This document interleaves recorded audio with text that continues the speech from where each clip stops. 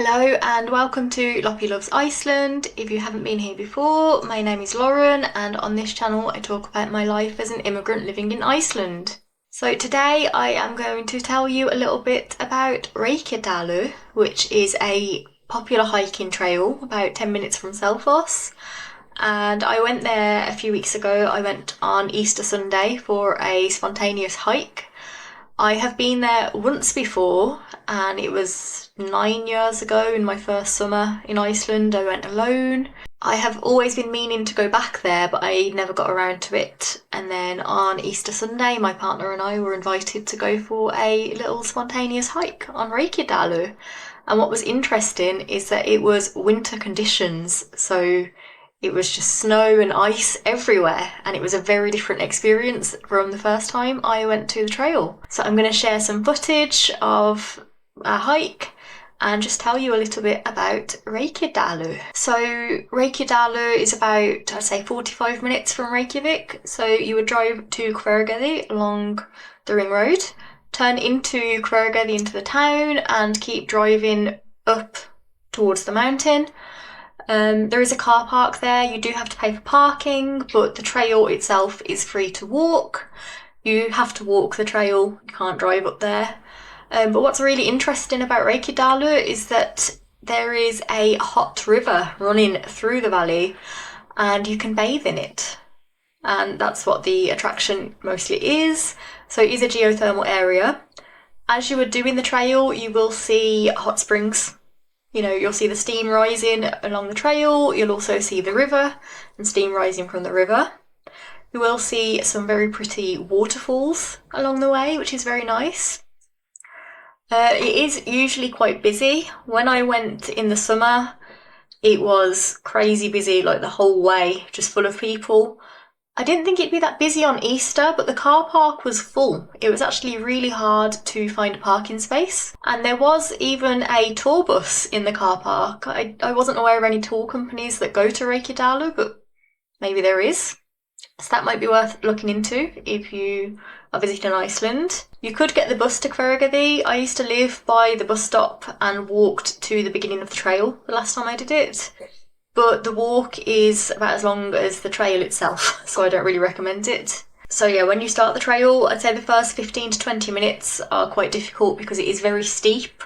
But once you're past that initial steep bit, it's not a difficult walk. It takes about 45 minutes to an hour to get to the river, depending on how fast you walk, how the trail is. It was very slippy when we did it, lots of ice. It's important to wear sturdy footwear or you will slip. I slipped over 3 times. My boyfriend slipped over 9 times because he was wearing terrible shoes. And our other friend only slipped over once. When you're almost at the river, there is a part of the trail that used to have a sign. The sign was missing this time. There's just like the metal grid where the sign used to be that advises not to walk over the area. It's like mossy in the summer. Behind the sign and only to go around the path. We could see that there were footprints through the snow that someone had cut through that area to try and like avoid the path, but it's very dangerous to do that because that's the geothermal area. There is hot springs that could open up and burn you, so it's very important not to go off the marked paths in Reykjadalur. Well, it is a very, very beautiful walk, and I don't know if it's more beautiful in the summer or the winter, actually. I couldn't make up my mind. I did try to find some of the photos from the walk that I did 9 years ago, but I couldn't find them. I have them somewhere, but I'm not sure where. But yeah, it was gorgeous in the snow. And I would actually advise wearing sunscreen because it was actually very sunny on the day that we went. It's, you know, I haven't even thought about wearing sunscreen this winter. And yeah, I got a little bit burnt. Actually, the sun reflects off the snow, and we haven't had a huge amount of snow this winter, so I haven't been as careful as I usually am. But yeah, wear sunscreen if it's sunny and very snowy everywhere, because it will still get you. When you get to the bathing area of the river, you will know because there'll be a lot of people in the water, but also there are little areas to get changed. Now, it's not fully enclosed. It's like these wooden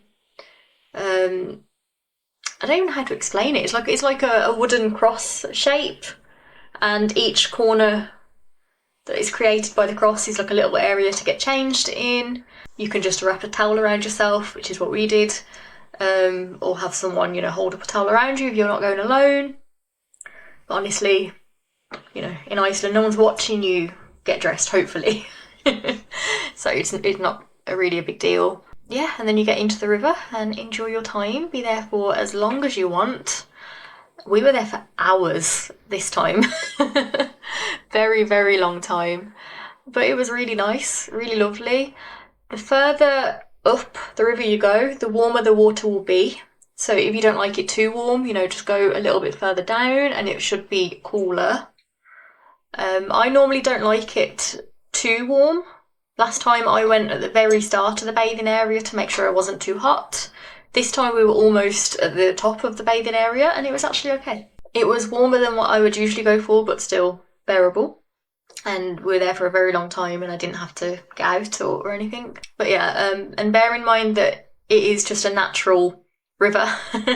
So it does hurt a little bit walking into the river if you don't have any shoes on. So I would recommend taking some flip-flops or some water shoes, because the stones on your bare feet are quite painful. Then as we were walking back, it was getting later on in the evening and the sun wasn't setting, but it was just getting a bit dimmer, and it was really beautiful to see the sun so low in the sky. It was just really, really gorgeous views. I think it just added to the atmosphere, actually. I will say that I did find it kind of scarier going down the mountain rather than up in the snow, because it was so slippy in some parts and quite steep. There is a video where I was just too scared to go down one part of the mountain walking, because there was like a very sheer drop not far away, and I was worried about slipping in that direction, going off the edge, so I just got on my bum to slide down. My boyfriend, who had just run down ahead of us, was just found it hilarious. I'll include the clip here.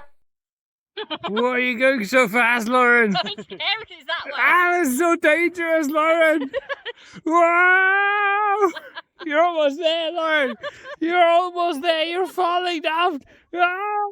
But I do remember in the summer when I went 9 years ago, it was very muddy in some parts of the trail, and it was also very slippy then. So I would just be cautious if you ever go. So yeah, that's just a little bit of information about Reykjadalur. And if you come to Iceland, I recommend doing that hike. That's it from me today. So thank you for watching. I hope you have a lovely day, and I will see you in the next one. Bye!